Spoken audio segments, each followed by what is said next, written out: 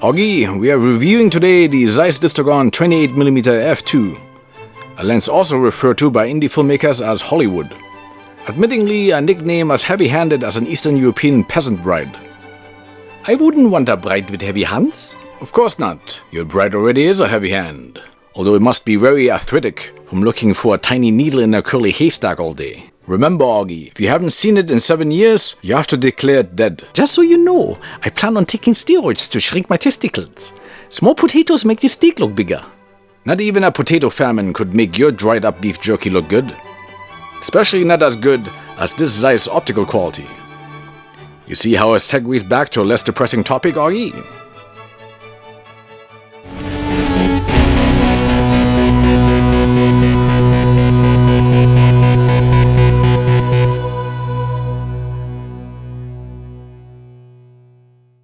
Sand.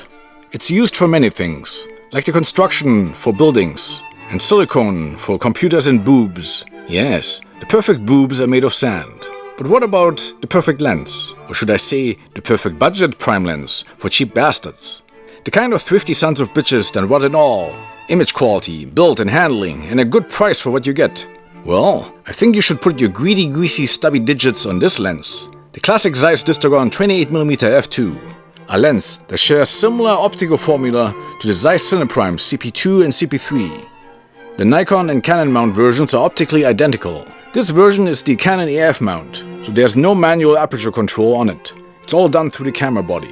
If you want a manual aperturing, get the Nikon F mount version. The entire lens is made of metal, and the manual focus ring is as smooth as a politician's paternity denial or a supermodel's waxed upper lip after a coke binge. Those two things also don't have to be mutually exclusive. Being a 10-element lens with 8 groups, it renders images less artificial, unlike ultra-modern lenses with 15 plus elements. You can buy a used copy of the Distagon 28mm f2 for $600 to $700 Canadian dollars on eBay. Huzzah! Huzzah! Shut up, Augie, you beady-eyed looking imp. No one wants to know the opinion of a man who has the charm and charisma of a botched knee surgery. And this is serious business.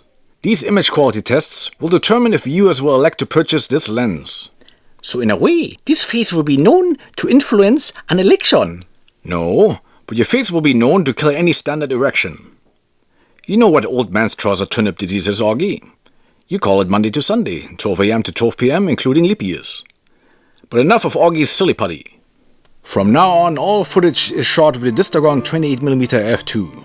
This lens renders things differently, and in a way that filmmakers like to call organic. Organic is a popular word in the arts, but in this context, it means we don't know why primes look better than zooms, but they do. Personally, I think it's because it has a round plane field curvature instead of a flat plane field curvature. But that means it's less flat towards the edges, making it look like the center is sticking forward while the sides are pushed back.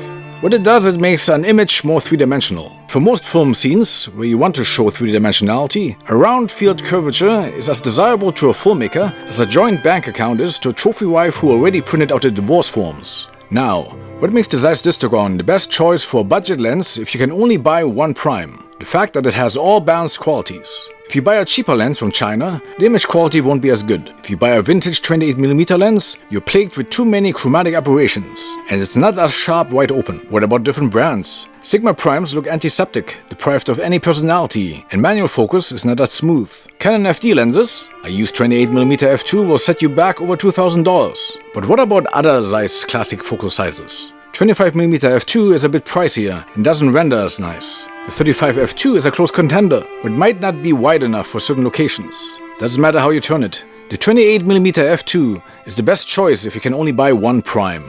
In a wide angle, I would say stick with f2 to get good depth of field, and it's sharp enough. Although if you go f2.8, you will lose some vignetting. It's a matter of how much do you not like vignetting. Personally, I like vignettes, since it helps to isolate the subject. By the time you have it at f4, the vignetting is completely gone. But then you also have almost everything in focus. So by that time, you better have your composition in order. Yes, Augie is a hideous model. Supposedly, he once posed for Playgirl magazine as a centerfold. The staples covered everything. He did get very depressed after that and tried to jump out of a window on the 11th floor. They sent a negotiator to talk to him. He said, "On your mark, ready, set, go." Unfortunately, Augie didn't do it. This medium distance is a good distance for gimbal work. And an f2.8 or f4 would be more practical with a gimbal or track movement than f2. One thing you will notice with this lens, it renders skin tones very well. In real life, Augie's face looks even worse. Zeiss Classics are a good choice to show human subjects, or whatever Augie is.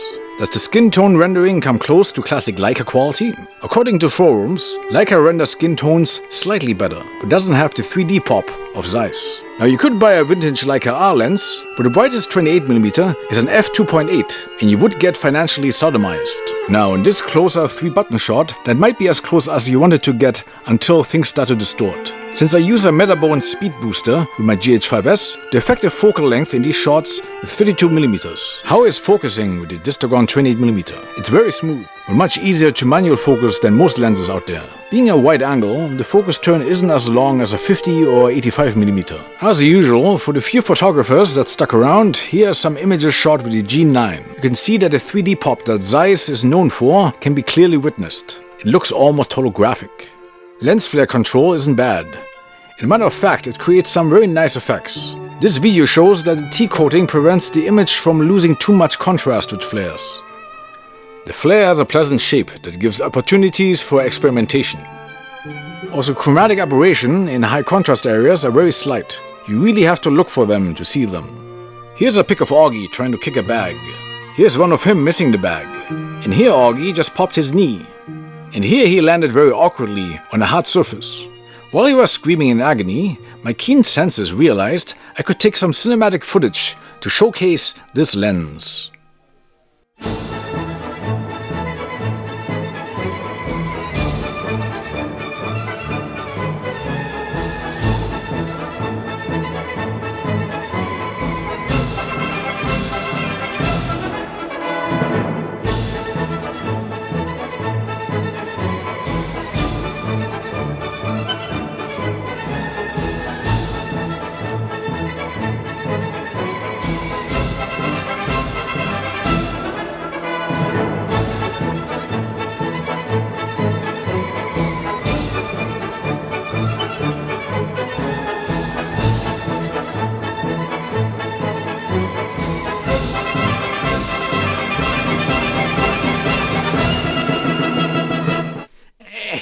It hurts.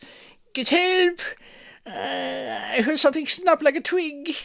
Put more emotion into it, Augie. You're not selling it. And I think I just peed myself. Yes, I know. You are supposed to wait for the pee when I do the macro shot. Once again, you're disappointing everyone with your incompetence. I've fallen down and I can't get up for my puddle of pee. And that's why women don't like you, Augie. They like a winner. That and your type of face is usually only seen on a factory recalled garden gnome. Interestingly, from this angle, it looks like you're giving birth to a pineapple.